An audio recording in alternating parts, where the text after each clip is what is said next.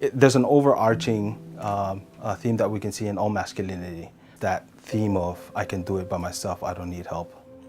I don't seek help because a lot of it I'm being held back from my own personal beliefs and culture that I was brought up in. There's a lot of shame with the idea that I'm going to burden someone else with my problems. What is it that we're really seeing and potentially contributing to Pacific Islander males not really accessing our services? And there's this kind of overarching theme of my problem, I should be able to figure it out. And even further, I don't want to put my problems on other people. Native Hawaiian men that I've worked with, a lot of it is just that might be fine for my friends and they need it, but I don't really need it, I'm not that bad. You know, our society says we gotta do everything on our own. We gotta suck it up and we just gotta get over stuff. But asking for help, that's a true act of courage because it shows that a young man is taking responsibility for his own actions. I'm from Yap Island. It's a very small island in the West Pacific. People, for the most part, still live in grass huts. A lot of our lifestyles are based on the ocean, fishing, cultural dances. They fish a lot, the men fish a lot, and back home there's still a huge mentality of like, oh yeah, boys are super strong and they can handle anything that life throws at them. Not necessarily. Encountering an obstacle is something that you yourself have to deal with personally. Asking for help is not exactly encouraged. So there's grief, the negative self-talk that we all experience, second-guessing ourselves, or is there something else that I could have done? I wish I could take something back. And how normal that is, that we all do it. Relationship issues, stress, family, I guess lots of different kinds of family problems, missing home, pressure from family.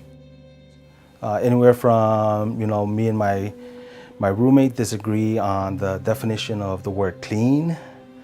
We have a lot of our students either coming from the continent or coming from the islands that are coming to Hawaii and living in Hilo for the first time and not realizing how different Hilo is from home and kind of having that first experience of culture shock. So even, conversations like, I'm just feeling burnt out from my major. I don't know what I want to do with my life, and asking, that big question that's very appropriate for this age group. Who am I and who do I want to be?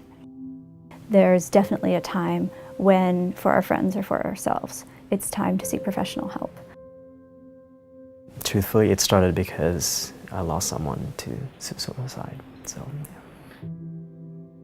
And it was kind of a huge wake-up call, and after going through the whole mourning process and dealing with the loss, I realized that it's a really unfortunate feeling that no one should ever go through it. Forgiveness and surrender are the ultimate expressions of strength, in that you are able to admit to yourself that I cannot do this alone. It definitely helps when you hear someone else say that it's okay to ask for help. And that is something I learned because the receptionist who told me that it's okay to ask for help is someone who was not Pacific Islander. She just told me like, hey, I don't know what your background is, I don't know what your life story is, but I just want you to know it's okay to approach someone and ask them for 2 minutes to tell your story or say what's on your mind. If it's something is bothering you, if they can help out, they'll help you out. After talking, sometimes even just the talking helps. They just need someone to sit there and listen. You don't have to come to this side of the building just because you have an appointment. There's other things that you can be doing.